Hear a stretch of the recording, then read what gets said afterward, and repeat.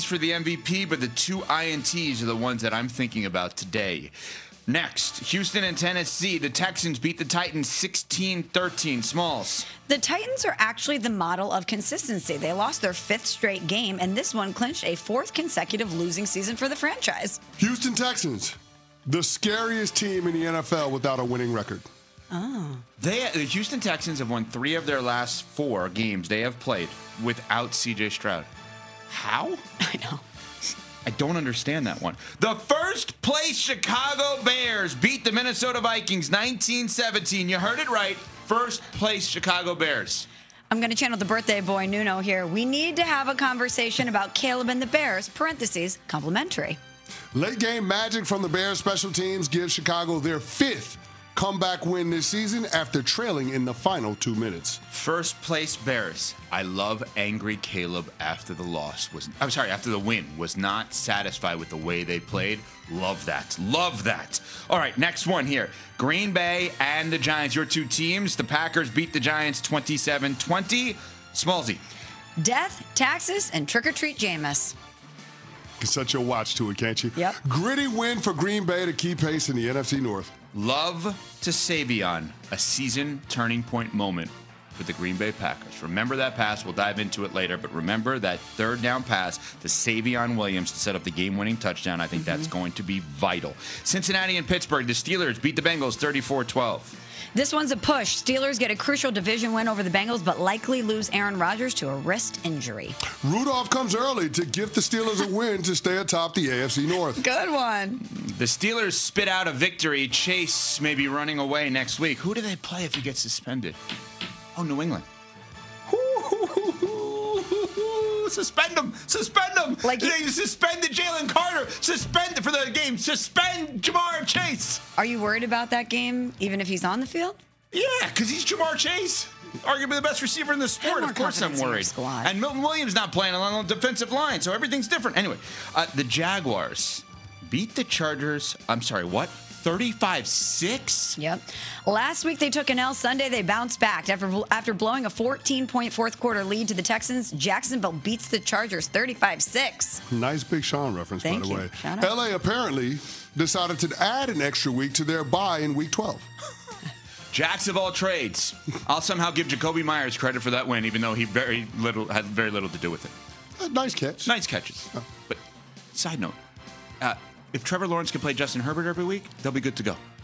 The comeback that you always reference in the playoffs, it's unbelievable. All right, next one here. Seattle and the Rams, 21-19. The Rams beat the Seahawks. Smalls. Who are you going to call? Ghostbusters. Darnold haunted again with 4 interceptions and a loss versus the Rams. So far, so bad for Darnold in a game that reminded all of us of all the worst moments he's had in his career. Ghost didn't have the power to win. Next one, San Francisco and Arizona. The Niners beat the Cardinals 41-22. Jacoby Brissett did set an all-time record for completions in the game, 47. 2 rushing touchdowns and a receiving score. A healthy CMC really is a beautiful thing. 47 completions by Jacoby Brissett, not enough to stop the 49ers' Brock party in the desert. Ooh, Brock party, good one. Purdy brocking all night long. Let's go! He's back! No QB controversy, enough of that. Baltimore and Cleveland, 23-16. The Ravens beat the Browns. Smallsy. The Ravens are flying. They've won 4 straight since that awful 1-5 start. Will Shador's first impression in Cleveland be his only impression in Cleveland? Just like Dylan Gabriel, Shador Sanders is a rookie and plays like a rookie. Both QBs are rookies and play that way in Cleveland. Next one, Kansas City and Denver. A lot of people thought it was going to be the game of the day. It felt like that on the way out. 22-19, the Broncos with a huge win over the Chiefs. Big-time Bo Nix with a massive throw to set up the game-winning field goal as Denver takes down the Chiefs. Will Mahomes make the playoffs? A question we've never had to ask before. Kansas City is closer to last place in the AFC West than they are first place in the AFC West. And finally, Sunday Night Football, the Eagles beat the Lions 16-9. Smalls. This defense could carry the Eagles right back to the Super Bowl. Dan Campbell, field goals are your friend in a one-possession game. Champs until otherwise noted. Let's talk about that game, 16-9. Let's first start with what happened at the end of the game and then work our way back. So at the end of the game, it is 16-9. Philadelphia has the football, and they are in their own territory at 3rd and 8 on their own 37-yard line with a minute plus to go in the game, and Jalen Hurts throws the ball to A.J. Brown. It's honestly not even that close to A.J. Brown in terms of the throw. I don't know that you could have ruled it uncatchable, but it was like in that vicinity. And they called a pass interference, and that kept the drive alive on a 3rd down, gives them a 1st down. They only have one timeout left in Detroit, and that's how that game ended. Was that a bogus call in your mind, guys? Oh, absolutely was, man. It was no contact from Rock Ya-Sin that restricted A.J. Brown when the ball was in the air. If anything, you could call OPI with the push-off that A.J. Brown had. I thought it was ridiculous for the officials to decide the game in that manner. That should have been a no call. You're talking about the Detroit Lions being able to get the ball back. Now, based on time and score, they would have had to drive the length of the field and color me skeptical with the way that game went last night, the overall complexion of it. But you should have ended with the Detroit Lions having the ball in their hands, not the Philadelphia Eagles taking a kneel down. So that was a terrible call. Terrible call by the officials. You mentioned the aggressiveness from Dan Campbell, which is his MO, as we know. They were 0 for 4 on 4th down, and then a 5th one that they had a fake punt they did not convert. Dan Campbell, post-game in a 7-point loss, had this to say about his aggressiveness with the Detroit Lions. There's some things I wish I would have done different. And look, the bottom line is you obviously, if you go totally conservative, you got to, in the way this game played out and the way it was, you got a better chance of winning that game than some of those decisions I made. I understand that, but also, that's who we are. It's who I am, and it bit us today.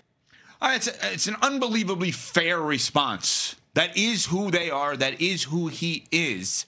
He's consistent. But now, technically, they're not a playoff team, which is amazing because there's so many people who still would think, hey, they're the best team in the NFC. Fine. Not against the Eagles.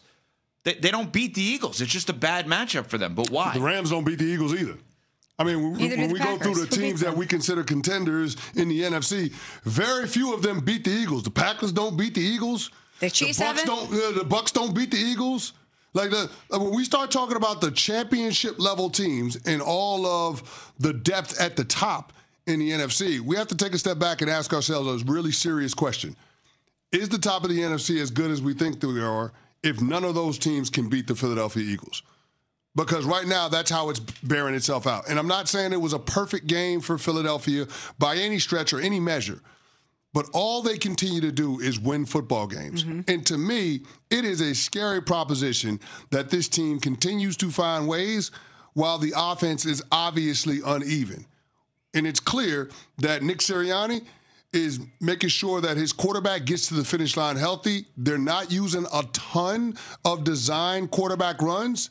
You'd imagine that that's going to change once they get to the postseason. But, yeah, watching this Philadelphia Eagles team find ways to win, no matter what the game looks like, is wildly impressive to me. How dominant that defensive is, particularly that defensive line. Those guys were hunting last night. 14 quarterback pressures, 7 quarterback hits, 2 sacks. Last night, Jared Goff was 0-12 throwing the ball when he was pressured. And then, oh, by the way, there were 4 pass breakups by Jordan Davis and Jalen Carter.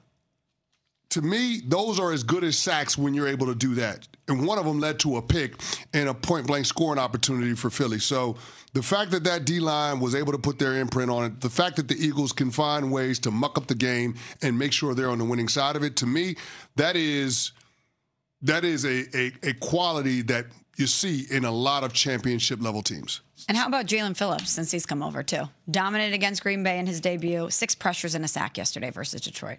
That front office continues to add to this team. Are we ready to say that they're inevitable? We always say that about the Chiefs. We always say the Chiefs are inevitable. Are we ready to say that about the Eagles? Yeah, they feel that way. And I know that Nuno, birthday boy, has a thought that maybe they're heading towards a letdown at some point, but maybe that point is like the Chiefs last year in the Super Bowl, where you see these warning signs, and can anyone knock them off until that moment? Mm-hmm. But it does feel like they're trending in that direction. Speaking of the Super Bowl, right now, the Chiefs feel like a long shot. One, Chris Canty just said, are we sure that Kansas City is even going to have a chance to make the playoffs here? We will dive into that after their loss, a dramatic one to the Broncos yesterday, after Small says this from Venmo. This college